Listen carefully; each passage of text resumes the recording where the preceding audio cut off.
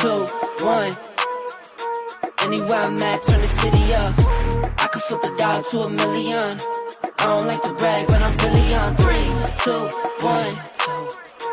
Anywhere I'm at, turn the city up. 3, 2, 1. I don't like to brag, but I'm really on. It's a new day, days been new. Been a decade since I made it out of rent too. We some owners, baby, we don't got no rent. I just realized I didn't even have my mic in front of me. Good morning. It's Friday, March 1st, 2023. Can you believe it? It's March 1st, people, in an election year.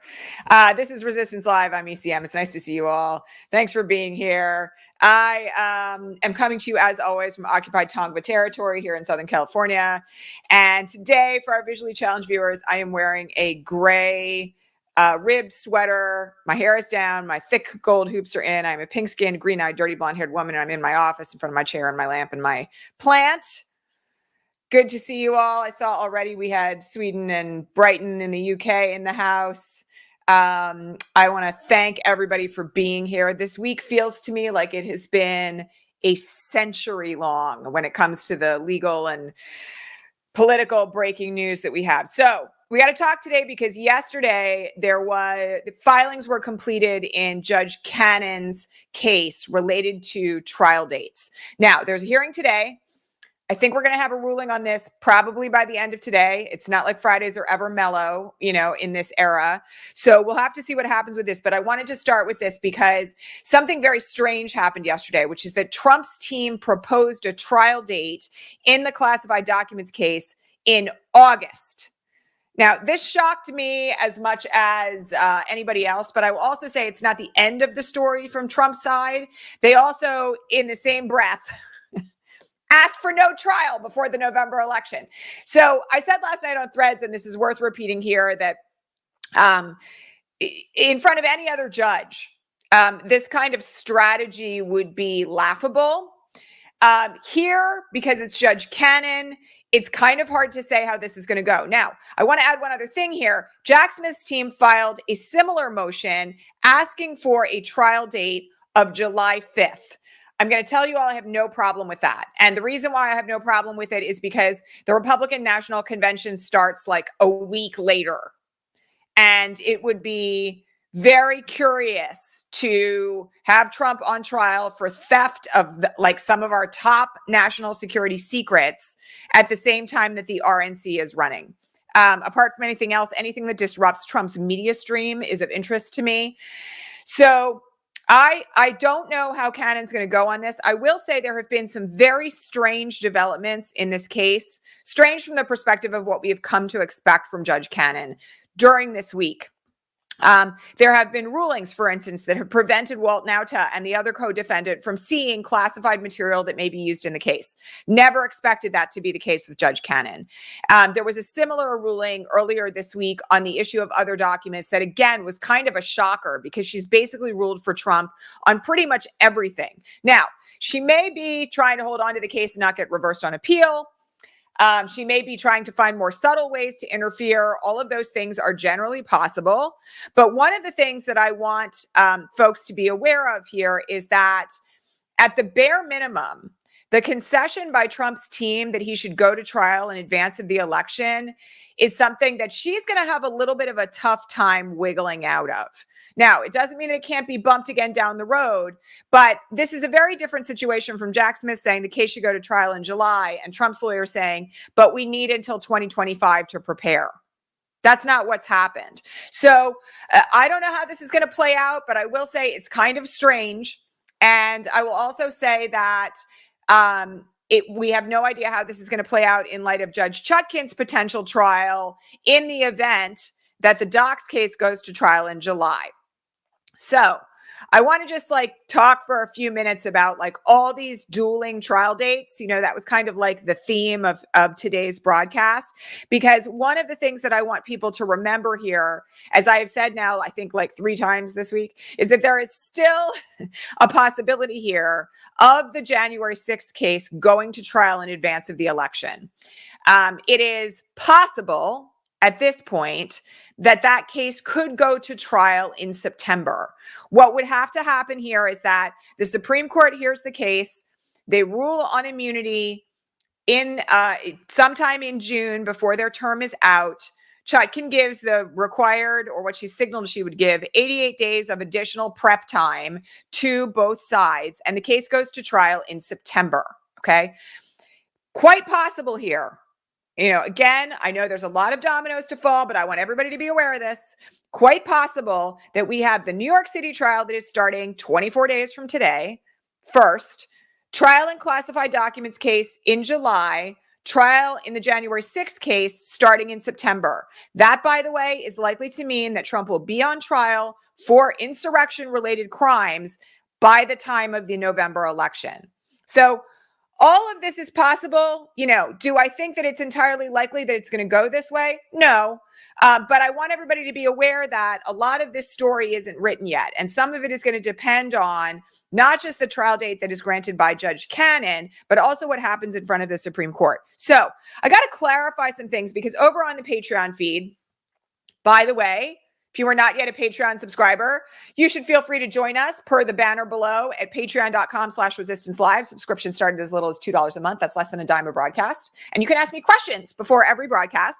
And you can also join us for Sunday coffee hour, which is super fun, along with other perks. And subscriptions go all the way up to $100. This is how we support this broadcast financially. So if it helps you, please feel free to go ahead. All right. And subscribe and pay and become a paid subscriber, not just a subscriber here on YouTube. Okay. Blah, blah, blah, blah. Let's get back for a second to the scope of the Supreme Court hearing, because I want everybody to just be conscious of what is actually at stake. And again, I think that, there's so much noise about this particular decision to take this case this week that some of the things that I have said over the last few days have gotten kind of lost in the noise. All right. What the issue that is being decided by the Supreme Court is not double jeopardy. It has no longer anything to do with impeachment versus criminal prosecution. That issue is gone. Okay. The Supreme Court did not take up that issue. What is at stake in the Supreme Court case is the issue of whether or not certain acts, which might be deemed to be official acts of the presidency, are subject to immunity from criminal prosecution down the line. The real question that I think is going to be before the Supreme Court, if I had to predict this, is going to be what constitutes an official act of a president or a former president. All right. And so that is one of the, and is there any immunity for things that are outside of it? All right. So one of the things that I want people to understand that this could mean is that the Supreme Court could, for instance, set a test. This is one of the things that the Supreme Court ordinarily does when it's evaluating how law should be applied. A test for what constitutes an official act, which has already been ruled upon by the Supreme Court before, but within the scope of like outer perimeter acts, such that immunity might apply. Okay, that's one thing that could happen here. One of the things that I want people to grasp is that could mean that there has to be an evaluation by a trial court of what conduct meets that test. All right. Now, this is all speculation and hypotheticals right now. But one of the things that could mean is that thereafter, in Judge Chutkan's courtroom, there would have to be an evaluation of whether or not a certain act was an official act or not. Now, she's already ruled on this once, and so has the D.C. Circuit within the scope of current existing Supreme Court authority. If there is a new test set, then there's going to have to be a review of that on a case-by-case basis. By the way, I'm going to remind everybody, Trump has asserted immunity in the classified documents case by claiming that he can kind of declassify anything that he wants.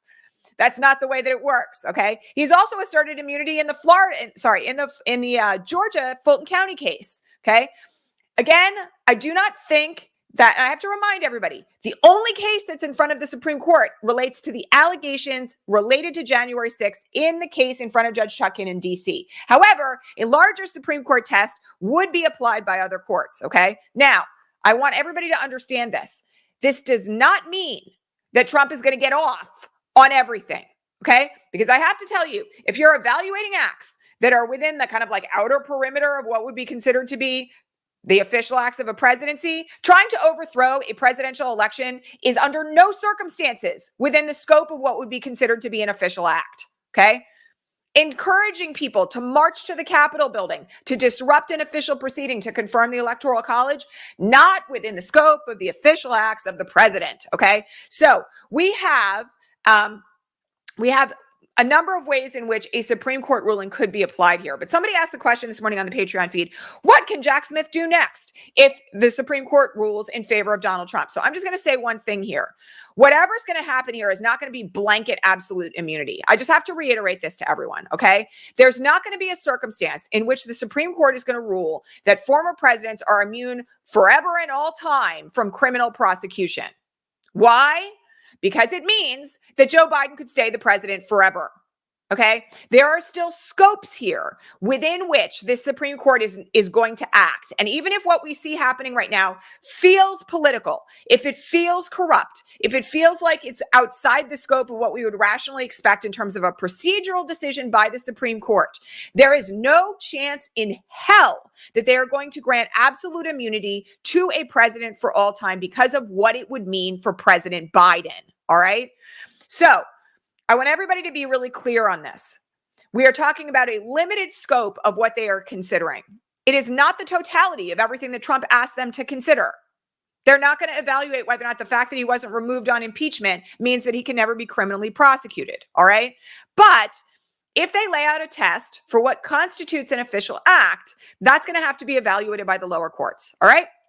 So everybody needs to understand that the story is not over yet, okay? And again, I have to remind people that there is an enormous number of ways in which the Supreme Court could come down on this. But I just want people to be really, really clear, all right? One thing that is not going to happen is that the Supreme Court is going to rule that presidents are kings, okay? That's not going to happen under any circumstances because of what it would mean for any Democratic president, all right? So Jack Smith, in the event that they rule that there's like a new test for what constitutes an official act, or certain acts are within the scope of the presidency and other acts aren't, is going to have to go back down to the trial court and try the case on the basis of whatever the Supreme Court rules.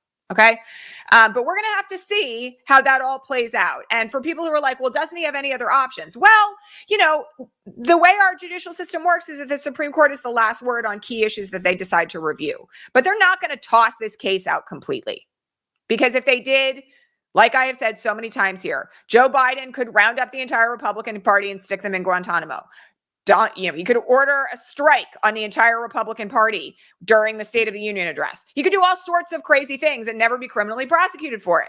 And that's not what they want. Okay? Even if they're ideologues, even if they're corrupt, even if they're far right-wing appointees who are doing the bidding of Donald Trump, they're also not going to do something that gives the same degree of power to Joe Biden. All right?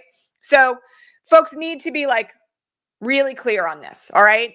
And again, this is one of the reasons why we're here, why I answer your questions every day, because I want everybody to be really like very, very clear in your own mind about what is at stake and what isn't. All right.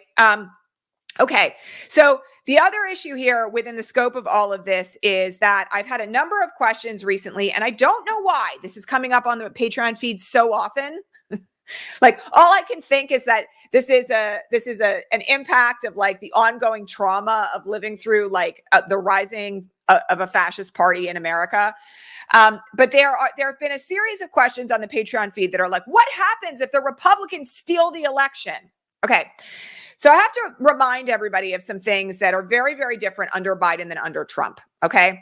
One of the things that happened in the Trump administration was that a couple of the offices inside the Department of Homeland Security that are tasked with election security were decimated. All right. And you all may have forgotten this. Again, a lot of stuff has gotten memory hold. But in the 2018 election, Kirstjen Nielsen, who at the time was the head of the DHS, instituted certain election protection protocols without Trump's knowledge because there was so much concern about, and I'm no fan of Kirstjen Nielsen, please don't misread me, but she did this in her role as the head of the Department of Homeland Security because of serious concerns about our election security as a result of what Trump had done in the Department of State and in the Department of Homeland Security, the end of like cyber protection task forces. Everyone needs to remember that things were very, very, very different under Trump. Okay. Under Biden, we have a rebirthing, that's not the word I was looking for, but let's just call it a revived Department of State and a revived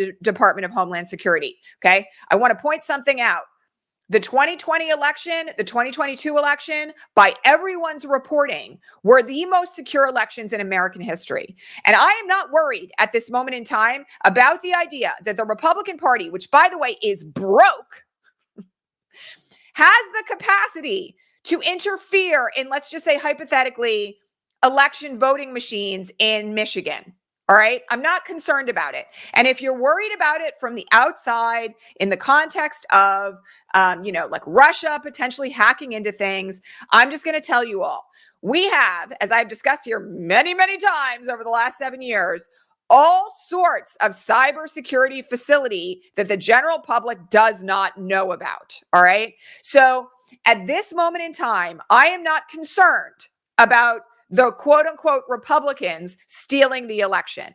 I do not think that there is really any legitimate reason to be worried about our election security at this time. And I got to point something else out. It is within, it is within let me try that again.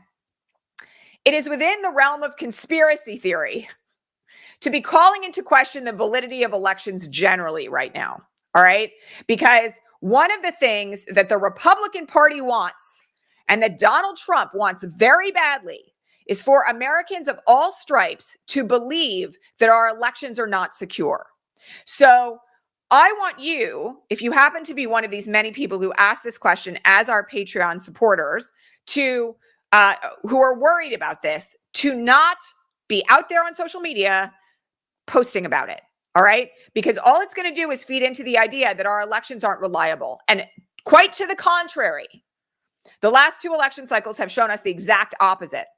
All right. So it's very important to understand that, like, you don't need to worry about this. You don't need to worry about the Republicans hacking into election voting machines. You don't need to worry about it. Period. Now, they're going to scream bloody murder when they lose.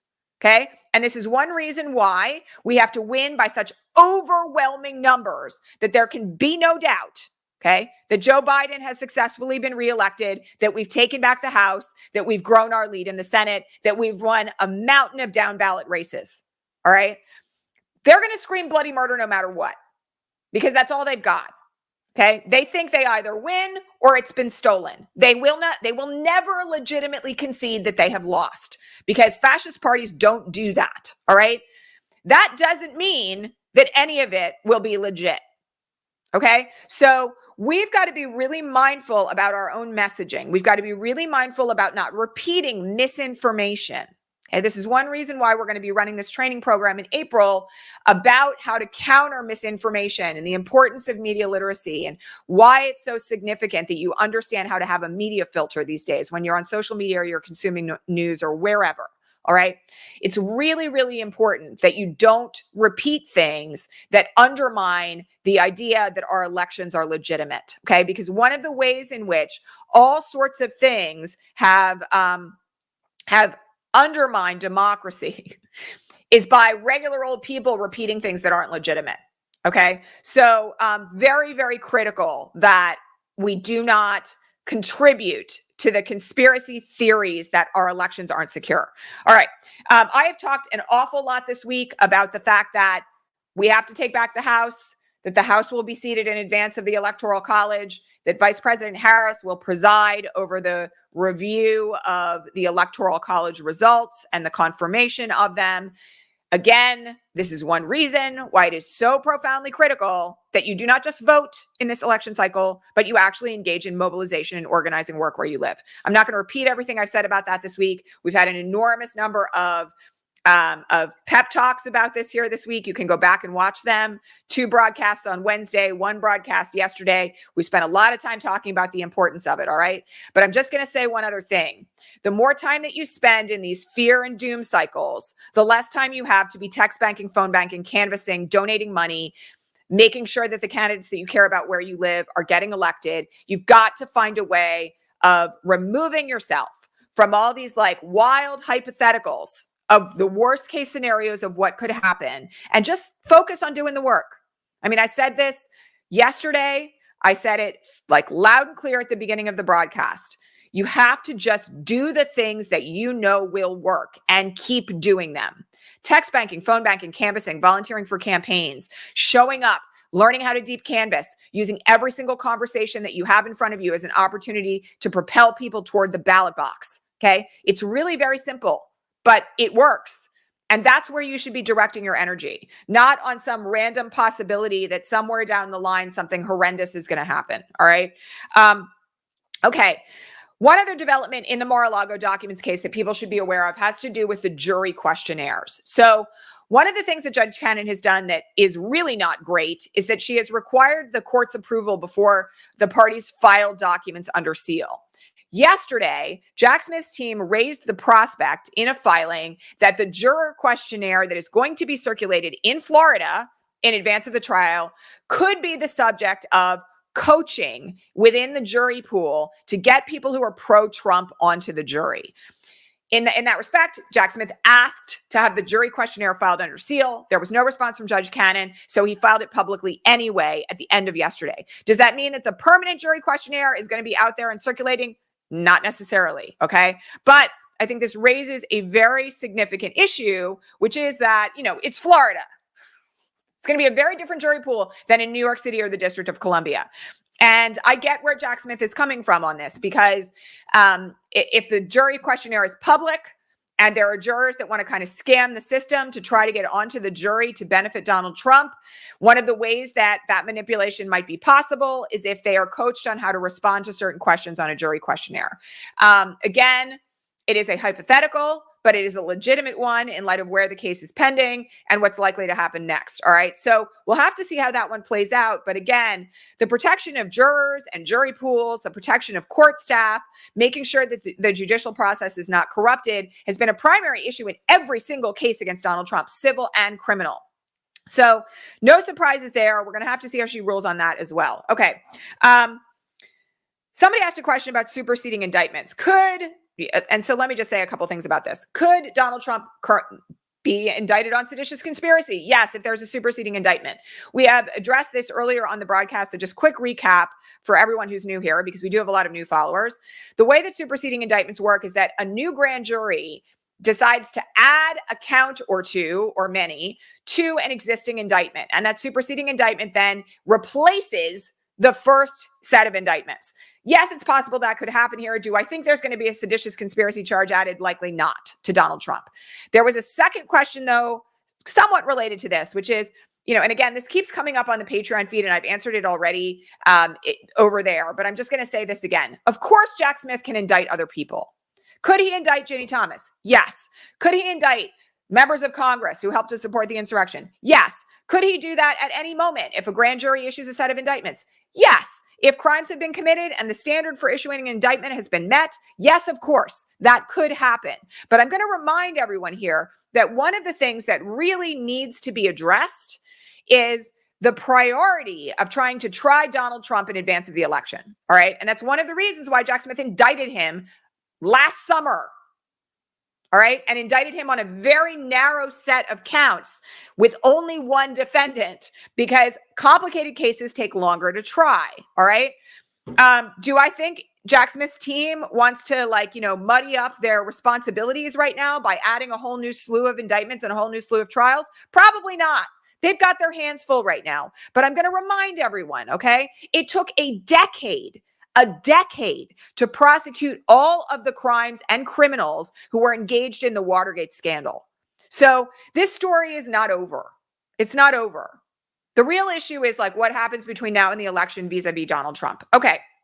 Joe Biden went to the border yesterday, and one of the things that I just want to point out here is that the Democrats are kicking butt right now on their messaging strategies. One of the things that Biden did, which I know had a bunch of people on my threads going why would he do that? That just seems so irrational. I don't understand why he would make this comment. One of the things that he did was while he was at the border, gave a press conference where he said, I am inviting Donald Trump to the table to solve this problem together. Donald Trump should join me, or I will join him in reaching solutions that will benefit the border. All right.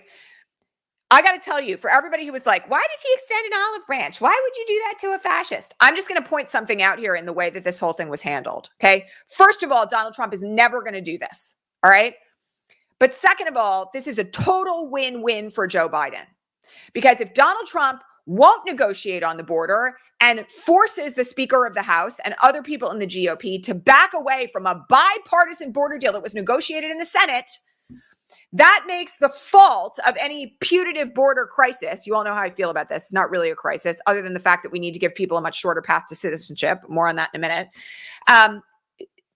Donald Trump will be pinned with the failure to reach a solution. All right. And this may not be for the people in the cult, but it definitely will impact independents and disaffected voters.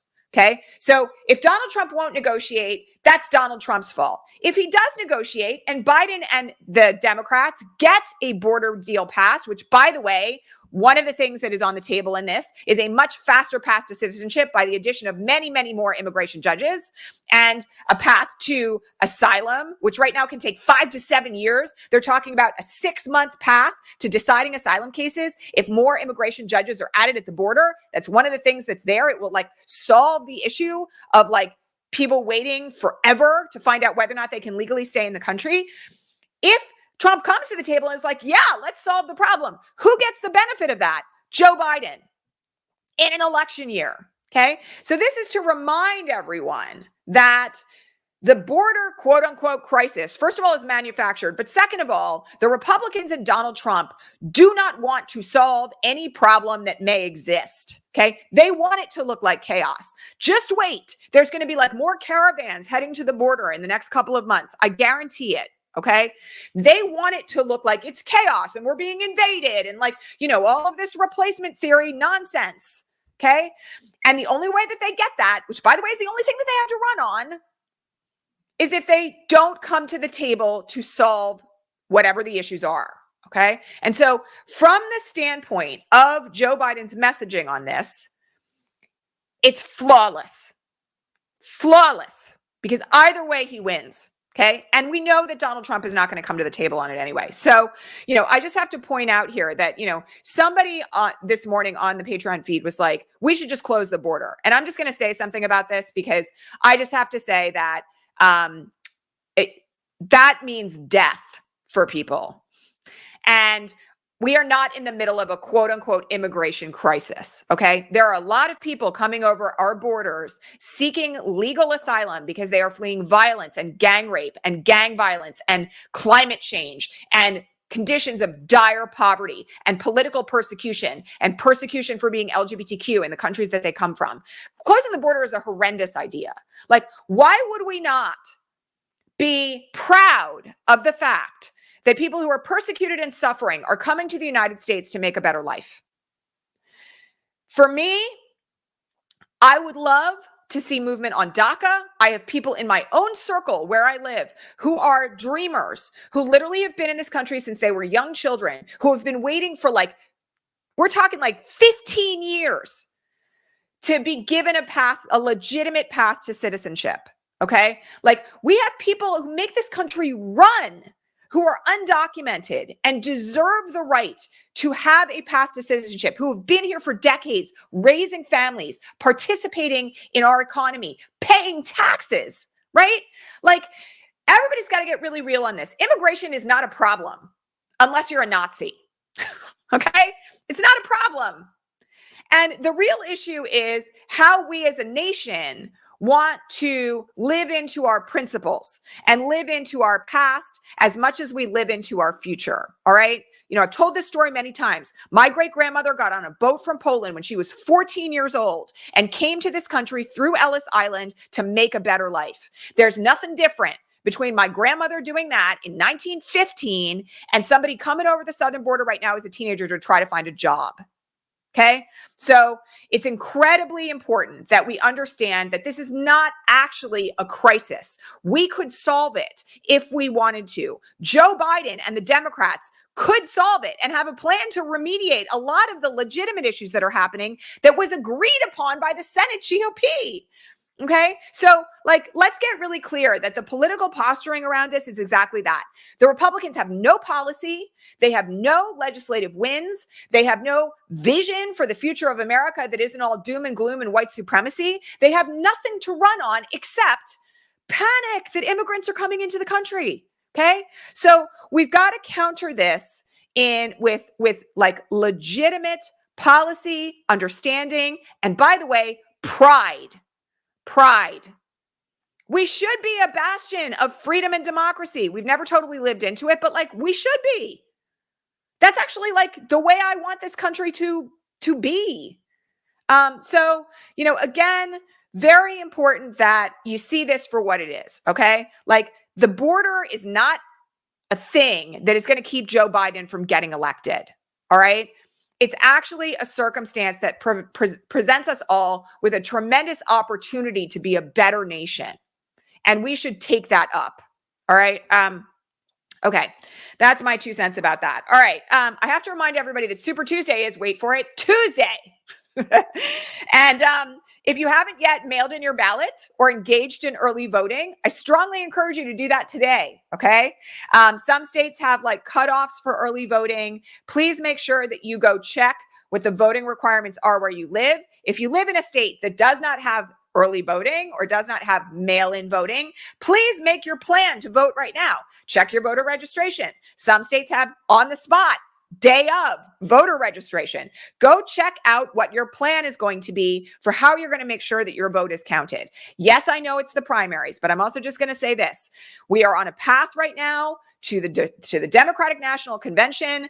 I'm going to be really interested to see how Nikki Haley does on Super Tuesday. It is critically important to make your voice heard, to turn out, to do everything as quickly as humanly possible. Hello, Melissa, I see you as well. I'm going to remind everybody, if you live abroad, mail in your ballot. Okay. Democrats abroad can assist you in this process. They are a tremendous organization with incredible activists running the show, and they operate everywhere outside of the United States that Americans live. Okay. Please make sure that you show up and have your vote counted for Super Tuesday if you are in a Super Tuesday state. All right.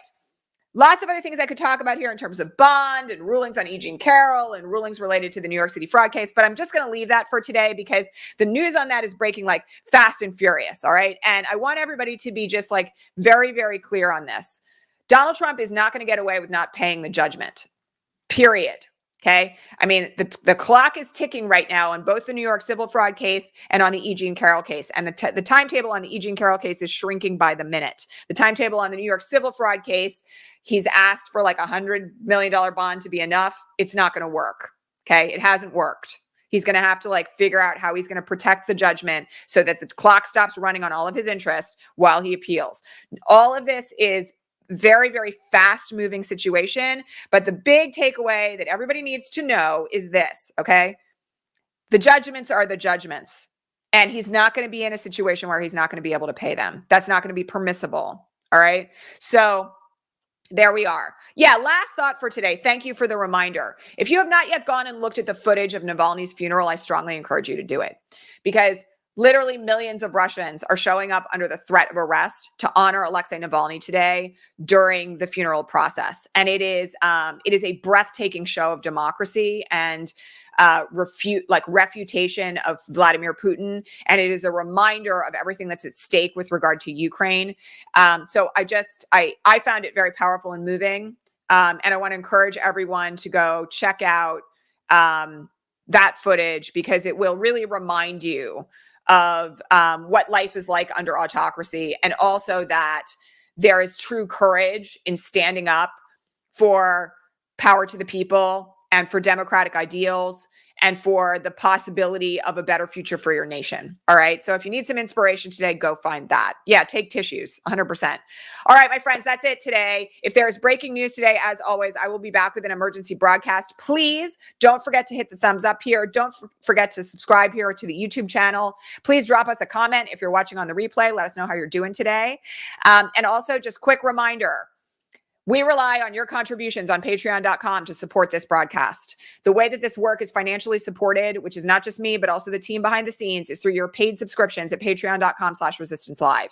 I urge you, if you find this broadcast meaningful, if it talks you off a ledge, if it supports you daily. I had some amazing feedback yesterday from somebody's husband who they had me up on the TV in their living room, where literally the husband was like, this person is helping me to process the day-to-day experience of what we're living through. If that is the case, please take a few minutes, head on over to patreon.com/resistancelive, kick us $2 or $5 or $10 or $50, whatever you have to spare in a monthly subscription. There's lots of perks available to you, but that allows this work to continue because it's like 4 or 5 hours of my workday every day and sometimes more. All right. So, and also my team behind the scenes deserves to get paid. So many thanks to all of you. If I do not catch you here later on today, I will catch all of our Patreon subscribers on Sunday morning Progressive Coffee Hour at 8:30 a.m. Pacific, 11:30 Eastern. You can also join us for that if you're a paid subscriber. And I will catch the rest of you either online or back here at regular time on Monday morning. All right, my friends, have a great weekend. Try to get some peace and quiet in. Go for a walk with your dog, play with your cat, like hang out with your kids, do whatever you need to do to kind of like have a peaceful and relaxing weekend. Because by the way, Super Tuesday, chaos. Not like this week has been really a charmer, but next week's going to be pretty intense as well. All right. Much love, everybody. Take care of yourselves and I'll see you soon. Bye.